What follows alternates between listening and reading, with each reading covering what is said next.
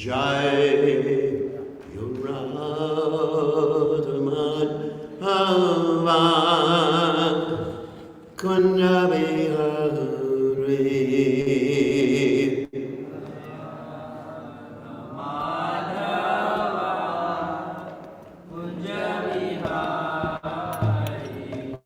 Jai Rando Madhava Kunjabihari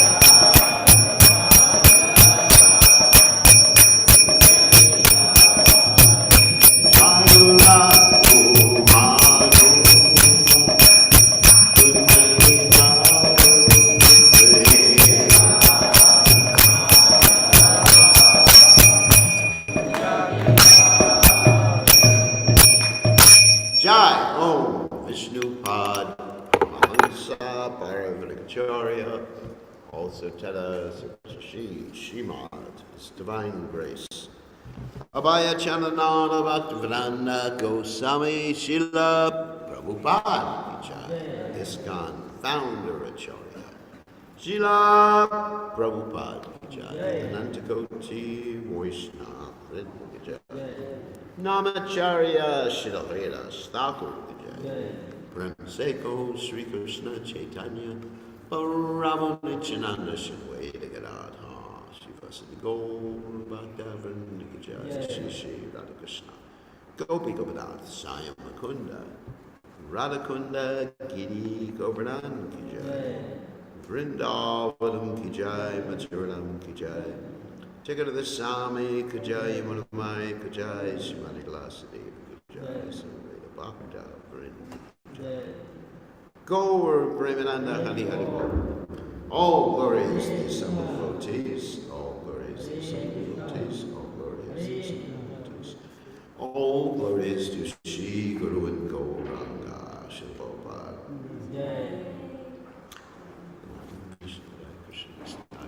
Shri Madhavata Swami Namaste Saraswati Devi Gaura Vachani Visages in the Radha Pasha. So we're reading from Srimad Bhagavatam, 1st Canto, 16th chapter, texts 32 to 33. So we're just going to repeat the first one responsibly. Om Namo Bhagavate Vasudevaya. Om Namo Bhagavate Vasudevaya.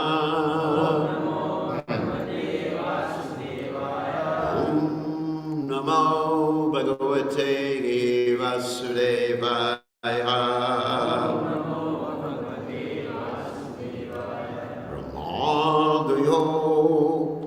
Brahmadayo Bahu Titam Yad Apanga Muksha Kamas Tapa Samachura Bhagavad Rapana Sat Shri Swavasam Aravinda Vanam Vihaya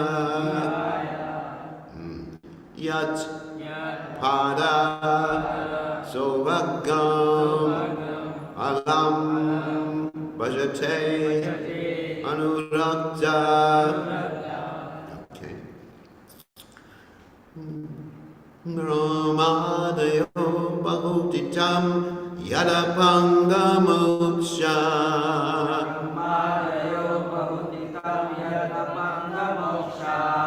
Kamastapa Samacharan Bhagavat Prapana.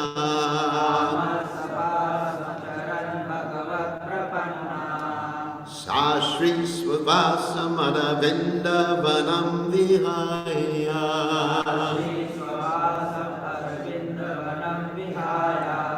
Yat Pada Sobhagamalam Bhajate Nurakta.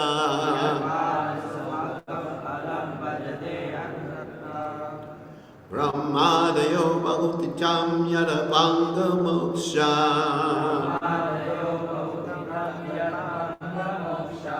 Kamastapasamacharan Bhagavat Prapana. Sashri Svavasamara Vindavanam Vihaya.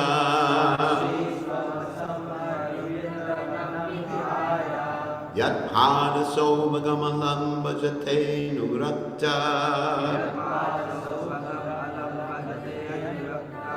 Ramadayo Bahutitam Yadapanga Moksha. Kamastapasamacharan Bhagavat Prapana. Sashri Swasavasamada Vindavanam Vihaya.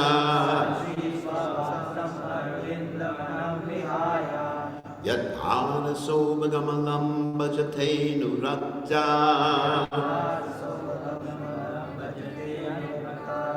Okay.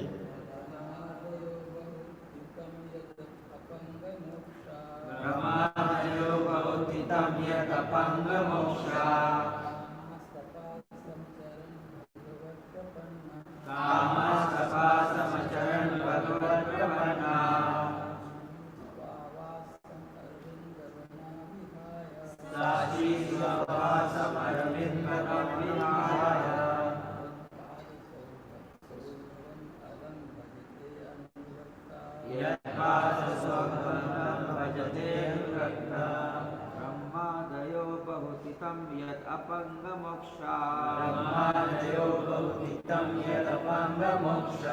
कामस्तपासमचरन् भगवत्प्रपन्ना सा श्रीस्वद्वासम् अरविन्दवनं विहाय यत्पार्श्वभगम् अलम् भजते अनुरक्ता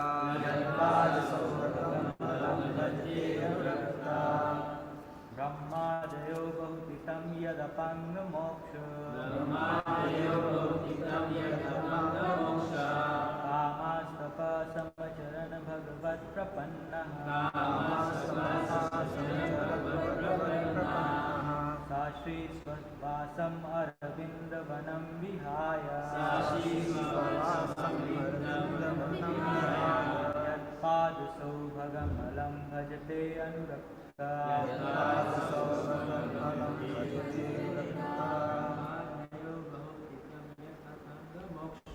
ब्रह्मादयो बहुतितं यदपाङ्गमोक्षा कामस्तपासमचरन् भगवत्प्रपन्ना सा श्रीस्वद्वासम् अरविन्दवनं विहाय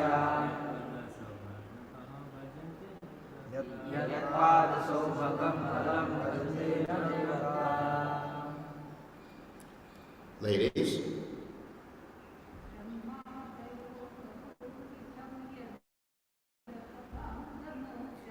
ब्रह्मादयो बहुविधं यदपाङ्गमोक्षा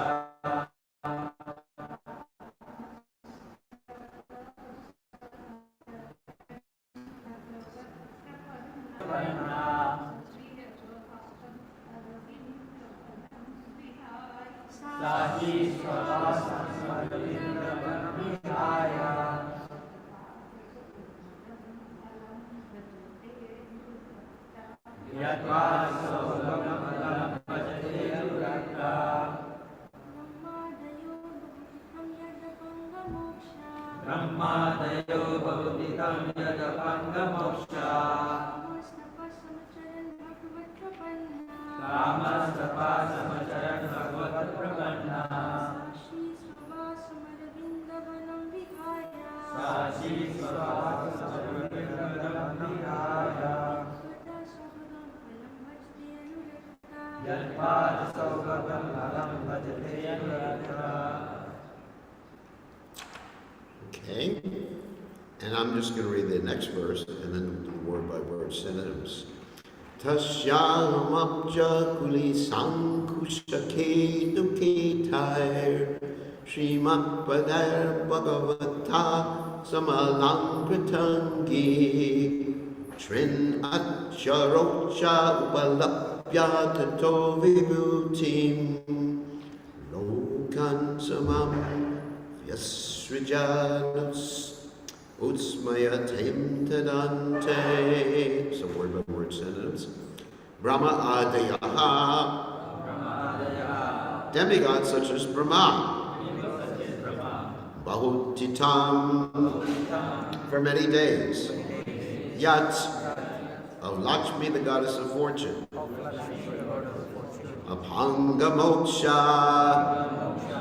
Glance of grace. Kama, being desirous of. Tapa, penances. Samacharan, executing. Bhagavat, unto the personality of Godhead. Rabanaha, surrender. Sa, she, the goddess of fortune. Shri Lakshmiji, Swavasam, her own abode. Aravindavanam, the forest of lotus flowers. Vihaya, leaving aside. Yat, whose? Pada, feet. Sopagam, all blissful. Anam, without hesitation. Bhajate worships, Anurakta being attached, Tasha his, Aham myself, Abja lotus flower, Kulasha thunderbolt, Ankusha rod for driving elephants, Ketu flag, Ketahaye impressions, Srimad the owner of all opulence, Badai by the soles of the feet, Bhagavataha of the personality of Godhead, Samalankrita Angi,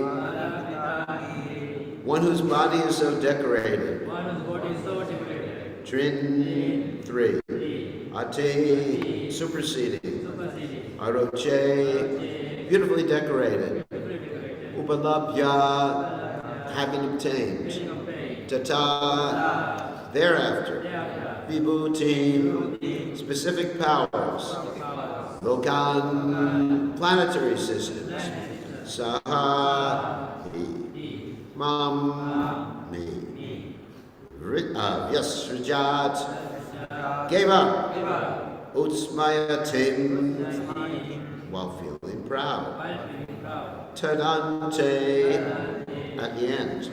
Translation. Lakshmaji, the goddess of fortune, whose glance of grace was sought by demigods like Brahma, and for whom they surrendered many a day under the personality of Godhead, gave up her own abode in the forest of lotus flowers and engaged herself in the service of the lotus feet of the Lord. I was endowed with specific powers to supersede the fortune of all the three planetary systems by being decorated with the impressions of the flag, thunderbolt, elephant, driving rod, and lotus flower, which are the signs of the lotus feet of the Lord. But in the end, when I felt I was so unfortunate, the Lord left me. So purport, by his divine grace, actually by the servants of his divine grace, A.C. Bhaktivedanta Swami Prabhupada. So the beauty and opulence of the world can be enhanced by the grace of the Lord, not by any man-made planning. When the Lord Sri Krishna was present on this earth, actually by Prabhupada, sorry, this is not the 10th canto, even though it appears to be the 10th canto. When the Lord Sri Krishna was present on this earth, the impressions of the special signs of his lotus feet were stamped on the dust, and as a result of this specific grace, the whole earth was made as perfect as possible. In other words, the rivers, the seas, the forests, the hills, and the mines, which are the supplying agents for the necessities of men and animals, were fully discharging their respective duties. Therefore, the riches of this world surpassed all the riches of all other planets in the three planetary systems of the universe. One should therefore ask that the grace of the Lord always be present on earth, so that we may be favored with his causeless mercy and be happy having all necessities of life. One may ask how we can detain the Supreme Lord on this earth after his mission is fulfilled and he has left this earth for his own abode. The answer is that there is no need to detain the Lord. The Lord, being omnipresent, can be present with us if we want him at all. By his omnipresence, he can always be with us if we are attached to his devotional service by hearing, chanting, remembering, etc. There's nothing in the world with which the Lord is disconnected. The only thing we must learn is to excavate the source of connection and thus be linked with him by devotional service. We can be connected with him by the transcendental sound representation of the Lord. The holy name of the Lord and the Lord himself are identical, and one who chants the holy name of the Lord in an offenseless manner can at once realize that the Lord is present before him. Even by the vibration of radio sounds, we can partially realize sound relativity. And by resounding the sound of transcendence, we can verily feel the presence of the Lord in this age, when everything is polluted by the contamination of Kali. It is instructed in these scriptures and preached by Lord Sri Chaitanya Mahaprabhu that by chanting the holy name of the Lord, we can at once be free from contamination and gradually rise to the status of transcendence and go back to Godhead. The offenseless chanter of the holy name of the Lord is as auspicious as the Lord himself, and the movement of pure devotees of the Lord all over the world can at once change the troublesome face of the world. Only by the propagation of the chanting of the holy name of the Lord can we be immune from the effects of the age of Kali. So the Prabhupada ki jai. So Om Gana Timiranda Shah Gananjana Shvakaya Jakshur Unmenitam Yena Tasmai Shri Gurave Namaha. So I want to talk about some of the things the verse talks about. Of course, this verse is being spoken by Bhumi. And Bhumi is lamenting that the Lord's lotus feet are no longer touching her. And then she gives a very, very interesting example, talking about Lakshmi Ji. And Lakshmi Ji is someone who you all worship, right? You have this Lakshmi Puja, and during that day, you're not supposed to spend any money, because if you spend money, what happens? The rest of the year, the money goes out. Where is that in the Vedic literatures? There's no injunction like that, simply concoction. So some poor sannyasi comes to your house, he wants some prasad. No prasadam today, Maharaj. Come back tomorrow when it's not Lakshmi Puja day. So anyway, Lakshmi, who everyone is worshipping, starts to worship Krishna. And so this whole topic, and she gives up all of her opulence, the lotus flowers of the garden and the forest of the lotus flowers, to worship Krishna and perform austerities. So this whole pastime is brought very much to the forefront of consciousness in the Chaitanya Charitamrita. And this is in the context of a discussion between Lord Chaitanya Mahaprabhu and a devotee named Venkata Bhatta. So Venkata Bhatta, this is actually takes place in Sri Rangam. In Sri Rangam, they worship Lord Vishnu and Lakshmi Narayan, actually. And they have a nice deity called Ranganath, Lord Ranganath. And they take Lord Ranganath, they have the Utsava Murtis. Utsava means the festival deity, the smaller deity. They take Lord Ranganath out every day to different people's homes. It's very nice. I was there. And they have this big palanquin, very, very big, and each post on the palanquin is this thick, and they have like 20 men carrying the deity. And the deity goes to someone's home, and he takes prasad, takes bhoga, and they have a big festival every day. So anyway, so this temple, Lord Chaitanya Mahaprabhu was there for 4 months of the rainy season. It's called the Chaturmasha period. And during the Chaturmasha period, the sannyasis and others are not supposed to move because it rains a lot. In India in those days, there were no roads. So if it rains a lot, you can't move. So he was stuck there for 4 months of the rainy season. And he stayed in the house of Venkata Bhatta. And of course, Venkata Bhatta had an amazing son. What was his son's name? Does anyone know? Gopal Bhatta, who later on became Gopal Bhatta Goswami. And Lord Chaitanya Mahaprabhu would play with little Gopal Bhatta. Can you imagine that? sitting on the lap of Chaitanya Mahaprabhu. Pretty nice, isn't it? So, and then also there was the uncle of Gopal Bhatta, whose name was Prabhupada Saraswati. And he became a great devotee in Vrindavan and wrote many literatures. So Lord Chaitanya came, and he was talking to Venkata Bhatta, who is a devotee of Lakshmi Narayan. And Venkata Bhatta was saying, Lakshmi Narayan, she's the most chaste lady. Sita was very chaste. So Lord Chaitanya Mahaprabhu said, if she is so chaste, why did she give up worship of Narayan and start to worship Krishna? You know, she has problems there. And actually, all the ladies, they should stop worshiping their husbands and start worshiping Krishna too. That's true. And actually, Prabhupada said in household life, if the husband and wife don't argue, Lakshmi is always there. Because that's an impossible order. Don't argue.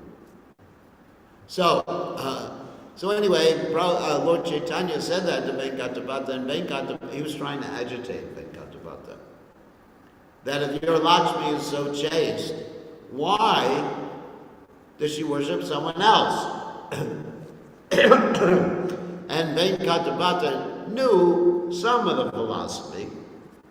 He said, because Lakshmi is worshiping Krishna because Krishna and Narayan, they're the same person. He knew the Brahma Samhita, Advaita, Chuta, Nadir, Ananda Rupam, Purana, Navayoganam Cha, Vedoshu, Durlabhama, Durlabhama, Bhakti, Purusham, Mahamajam. There's one God, and Krishna is the pastime form of the Lord. And then Lord Chaitanya said, okay, that's all right. But why could she not reach Vrindavan? Why could she not associate with Krishna? She was worshiping Krishna for so many years. This is an important lesson that Lord Chaitanya was teaching to the followers of Ramanujacharya.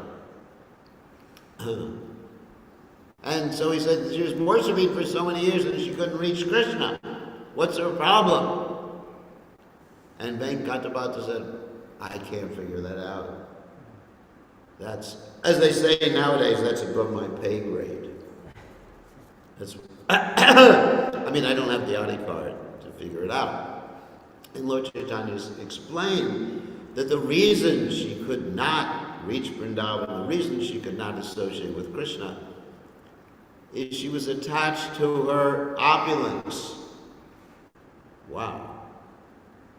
Because in the Vaikuntha planets, in the worship of Lakshmi Narayan, there's a lot of opulence, right?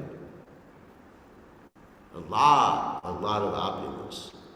And they worship Narayan in a mood of awe and reverence.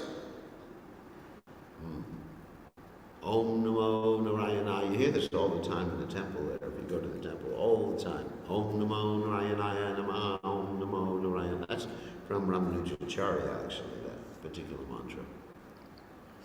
And so they just are interested in opulence. Of course, it's not bad. That's the Vaikuntha planet. It's a spiritual world.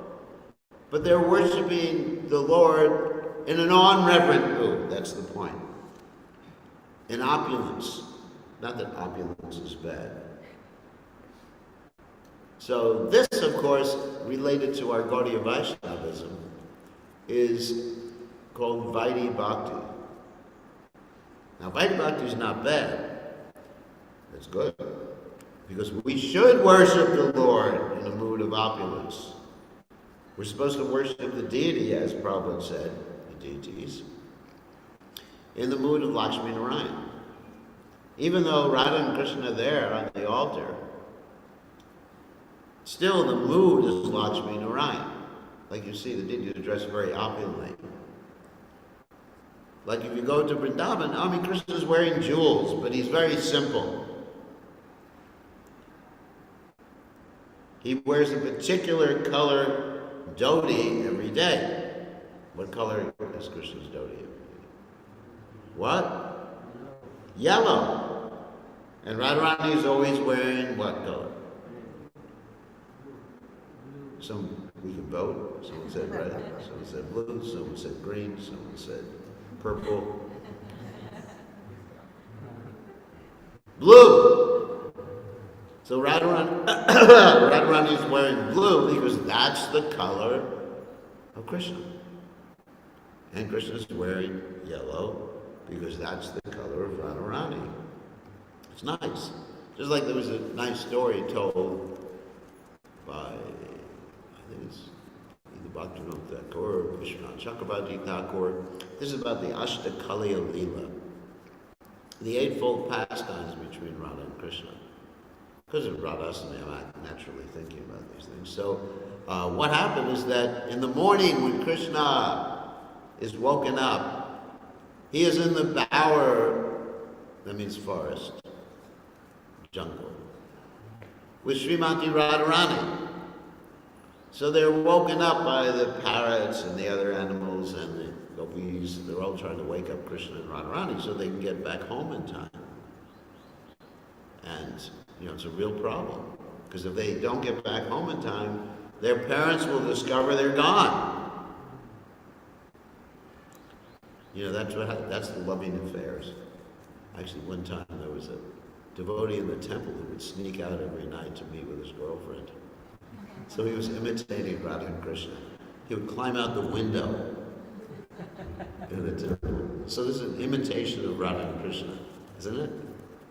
We find these imitation of Radha and Krishnas all the time in this material world. Then he was discovered. We took a picture of him climbing out the window. So anyway, Krishna doesn't want to get discovered by Yashoda Maya. So, wake up, Krishna, wake up! Wake up, Radharani, wake up! And they don't want to wake up. They're engaged in loving affairs. And, no. It's dawn. Oh my God. Oh my God. So anyway, even Krishna's saying, oh my God. And then what happens is, so they get up and rush. And what happens is they don't even notice. When you're real tired, you don't even notice how you put your clothes on, basically. Sometimes I'm rushing to Mangalarti, I don't button my shirt or something like that. So Krishna puts on Radharani's clothes, and Radharani puts on Krishna's clothes. And so they run home, and Krishna's there in his bedroom, and Yashoda Maya comes in. And she says, time to wake up, my dear son. And she looks at him. Huh? You're dressed in blue? What's the problem? And Krishna's thinking, oh my God, what am I going to say?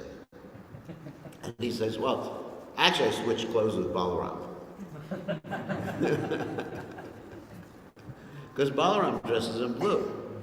So Krishna had a good excuse, and Radharani had some sort of excuse too, switching clothes with their friends. So in this way, we can understand the point I'm making, according to the story by the Acharyas, that Radha and Krishna, they dress very same color every day. Now we don't dress the Jesus same color every day. We dress them. Prabhupada instructed us to dress them in different colors, opulence, big headdress. But Krishna's very simple. He's out there with the cows every day. He's rolling around and wrestling with his coward boyfriends. So we don't have that on the altar. We don't have Krishna wrestling with the coward boyfriends. I mean, sometimes we do put monkeys on the altar, and birds and forest flowers. When I was, many years ago, when I was worshiping the deities, we installed Radha Golokananda, I would actually decorate the altar with monkeys all the time. Have monkeys and birds, and I would go out to the forest and collect all the bushes and everything and put them on the altar. So the whole altar looked like Vrindavan. But then the head pujari said, you can't dress the deities anymore. I said, why? And I even dressed Krishna in such a way, made his dress so like the wind was flowing through the altar. It was like, and he was out in the forest.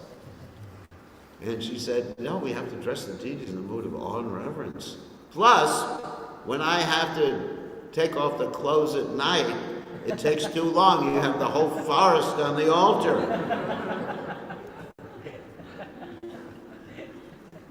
So it took like 2 hours just to take everything off the altar, the monkeys, the birds. And she objected also that the birds, I had the birds over Krishna's head. And she said, what if the bird passes stool? I said, these are Vrindavan birds. They don't pass stool. So in this way, that was it. You're off the altar, Maharaj. So she only lets me on once a year to do the midnight arti in Janmashtami. Okay, special exception for you. Otherwise you're banned. So, I'm exaggerating. I mean, obviously I can order anything I want. I'm the supreme controller. Anyway. So the point being, I'm just making the point about the type of deity worship we do in ISKCON. Because this Vaidhi is very important. Vaidhi means rules and regulations. Awe and reverence. We are very much consider ourselves awe and reverent in relationship to Krishna. But the Brajabasis, they are worshiping Krishna in a very intimate mood.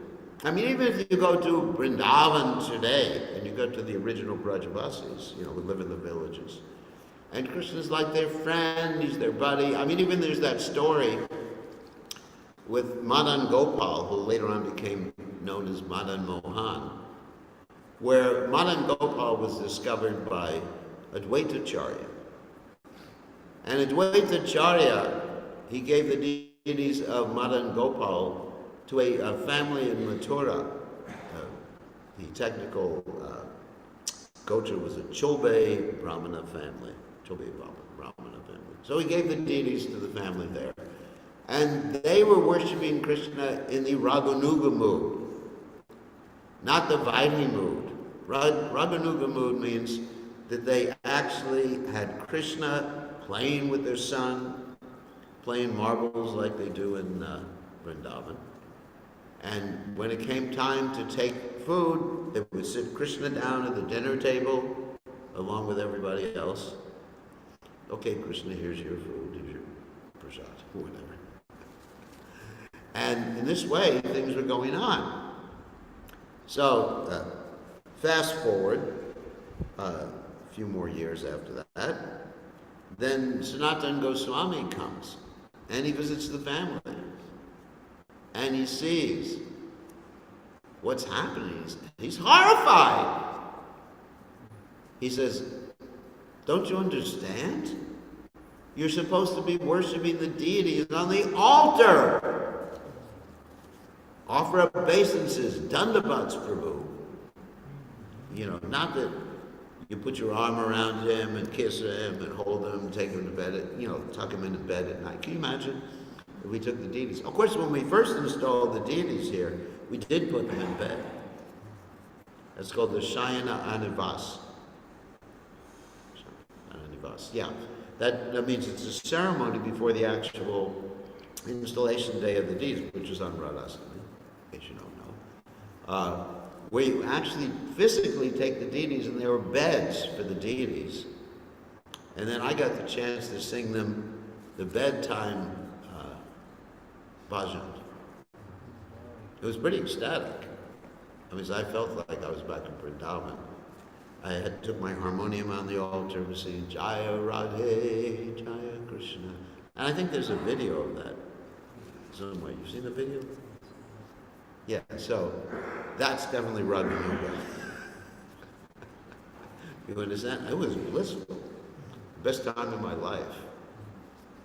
And then the next day we had the deity installation, and that was Vaidhi. But then we got into a little Raganuga stuff after offering to the deities and doing arti, and having Nishinga Kavacha there telling me how to do Vaidhi Bhakti. You remember? I had him sit at my feet as I was doing arti because I didn't want to do anything wrong. Then I just got wild and I started throwing out the food to everybody. In the end, it was pretty wild. It was pretty blissful, wasn't it? The deed installation. So anyway, going back to the story of Sanatana Goswami, he said to them that this is not proper. Put him on the altar. And he said, okay, yes, Sadhuji, we have to follow. They had some culture. Put him on the altar.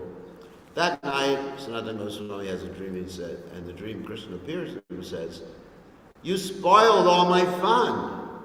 Now I just have to sit on the altar all the time."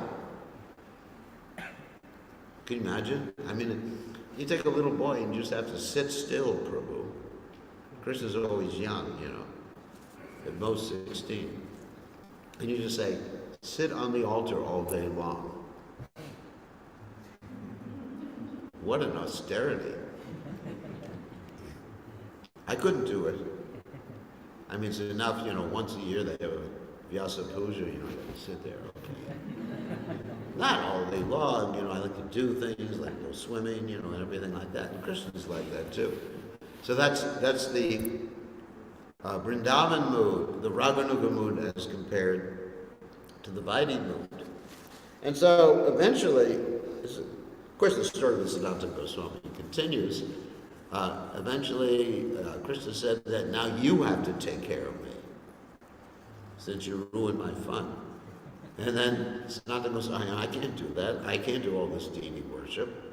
I just have to stay here, you know, I'm on this place called Dwadasaditya Hill, Dwadasaditya Tila. And I have to do writing. I have to excavate the holy place. I have a mission from Lord Chaitanya. So forget it.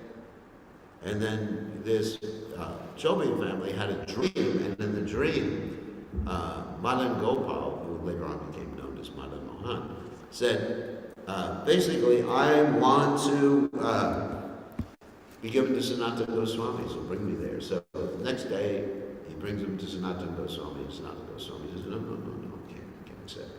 He said, you have to, it's Madan Gopal's order. So Sanatana Goswami says, all right, but you just have to accept whatever I give you. And Madan Gopal says, okay.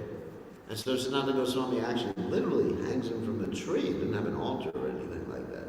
And he was offering to Madan Gopal, Madan Mohan, some dried bread balls or chapatis dried in the sun. And the deity started to complain. This is Vrindavan mood, this is Braj. And the deity said, you know, what is this? Can I have some salt? And Sanatana Goswami said, you know, I have my mission. If you want some salt, you have to get it for yourself. So this is interaction. I'm just contrasting the Raganuga mood with the Vaidhi mood. And so the deity made an arrangement to get salt. There was a salt barge that was in the Yamuna, and it was stuck on a sandbar. And the captain came up, or the owner came up, and he said to Sanatana Goswami, sorry, because Sanatana Goswami is on this hill overlooking the Yamuna River. He said, Swamiji, can you do something? And Sanatana Goswami said, I can't do anything. Just here's Madan Gopal, Madan Mohan. You pray to him, see if he wants to do something. So he goes, he prays, please help. And if you free my boat, I'll build you a temple or something like that. And so what happens is that all of a sudden there's a rainstorm, hot pouring rain, the tide or the water lifts the boat, and the boat goes, the Mathura sells all the salt, and the captain gives the profits, or the owner gives the profits, like that. So Madan Gopal, Madan Mohan, made his own temple. Because Sanatana Goswami refused. But you can't do that. It's not you say to the deities, you want to eat, you arrange your own pujari. You arrange your own cooks. You got to do it, because we're in a different mood. You know, the Vaidhi mood. So one should not jump up to the Raganuga mood. Now, let's say, because And that was what was going on with Lakshmi. She wasn't ready to get in this Raganuga mood. You know, Krishna, she wanted to worship Krishna's feet, but she didn't get into the mood of the gopis. So if you want to go to Vrindavan and enter into the Vrindavan mood, that's the mood that's required. Otherwise, you go to Vaikuntha. You can't go to Vrindavan. At the same time, all right, we have this Vaidhi Bhakti that we're supposed to perform. Vaidhi means devotional service in practice, according to rules. Not Raganuga. And at the same time, we want to go back to Krishna Loka. So what do we do about it? It's a big question. Do we want to be just like stuck worshiping Krishna for billions and billions of years and not go back to the Goloka Vrindavan? Not me. So, okay. So here's what we do. We serve the devotees who are on the highest platform, devotional service, like Prabhupada. We serve Srila Prabhupada. And by serving Prabhupada, Prabhupada's mission, then inserting Lord Chaitanya, especially Lord Chaitanya, who is actually always in the Raganuga mood. So in this way, we can enter into that Raganuga mood. And eventually, yes, you will reach that particular stage of devotional service. However, at the same time, here's what we call a caveat. Externally, you will always act as a Vaidhi Bhakta, means rules and regulations. Externally, you will get up early in the morning. At the same time, something else will be going on internally, but you won't talk about it. You won't tell people, hey, last night I was dancing with Krishna. Kind of funny. Krishna appeared to me. You can tell certain things like, certain times I have dreams of Prabhupada. That's okay. But you don't go and say, Krishna appeared to me and he said, you're a gopi. Hare Krishna. Even if Krishna does appear to you, and he does tell you, or Radharani appears and tells you, you don't tell people those things. That's something internal. But externally, just like you see with Prabhupada, Prabhupada acted like he was a sadhaka. Rose early every morning. Very strict. Very punctual. He didn't follow Indian Standard Time like the rest of you. Like if you want to do a program, then you advertise the programs 1 hour earlier than it actually is. So just like we were in Lambasa, and I told Ras Bihari, I'm not going to do a late program now, because he loves late programs. They begin at 10 o'clock and they go to 1 o'clock in the morning. Too much for me, for my health. So I said, early program. And he said, will people come? I said, yes. But tell them an hour earlier. So I said, program at 5. So he advertised 4 o'clock. And the temple room was full. I said, you see? That's how you deal with people. And still he likes late programs. Anyways, so the point is that we act externally as Vaidhi Bhaktas, no matter what our level of realization. And then we won't be proud of whatever our level of realization is, because it's spoiled. Actually, if you reveal your mantra or your Ishtadeva, then you lose it. It becomes watered down. So these are private things in devotees' hearts. So that's really how we enter into the Vrindavan mode. Not by chanting Radhe Radhe, Shambhe Radhe, but by serving the great devotees and cultivating that Vrindavan mood in our heart, that intimate mood with Krishna in our heart. And externally, awe and reverence, the mood of Lakshmi Narayan, very nice. Even we worship Lord Chaitanya in the mood of Lakshmi Narayan. You're in awe and reverent mood. But Lord Chaitanya was Brahmin in a village. When did he ever dress like that? And then after he took sannyas, he dressed just like in a gamcha, not even a saffron dhoti. After he took sannyas, he gave up his Brahmin thread and cut off the stika. I mean, that was the standard for sannyas in those days. But he never gave up chanting Hare Krishna. Never gave up the process of bhakti. So we worship in reverence. And actually we worship Lord Chaitanya in the altar as a householder, not as a sannyasi. Lord Chaitanya and Lord Nityananda in Navadvip. Of course, Lord Nityananda, he did dress like that.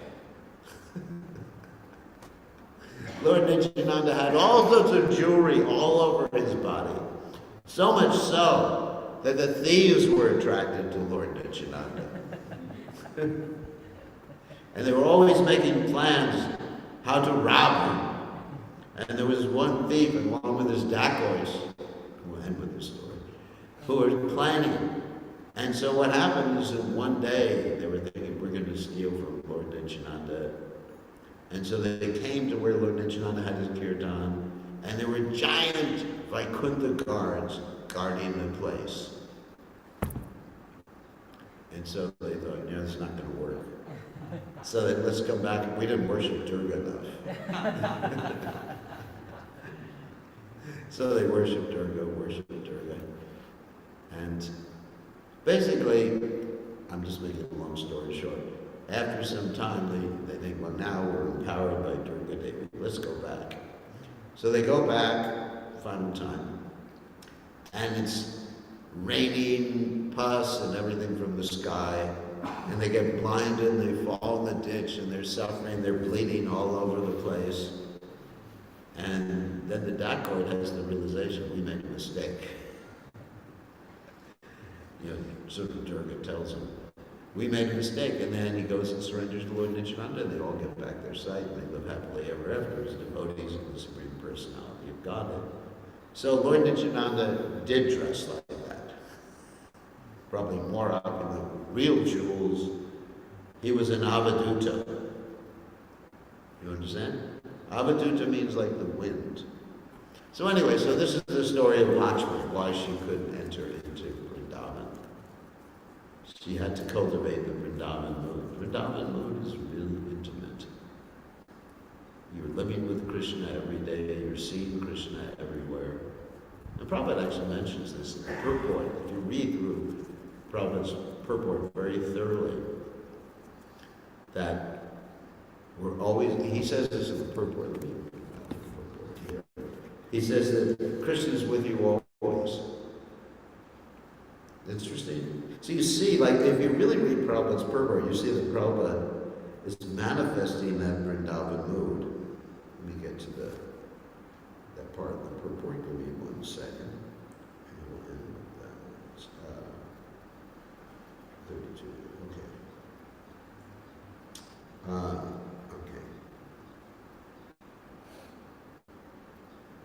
Prabhupada said, he says, there is nothing in the world which the Lord is disconnected. The only thing we must learn is to excavate the source of that connection and thus be linked with him by eventless service.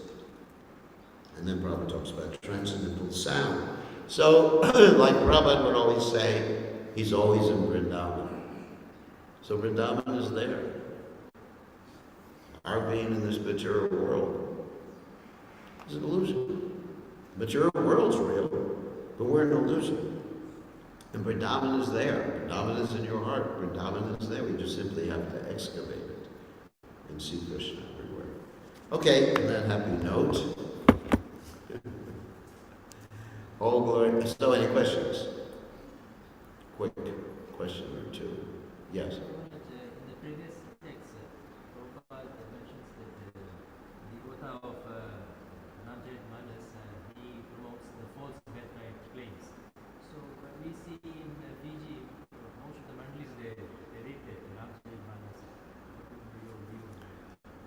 I have to be careful not to offend anybody. You know, just that's a question that I could answer, but I'm not going to answer because I don't want to offend anybody. You know, it's really important. You know, and there, you know, we have to be careful where and when to make certain statements. And you know, so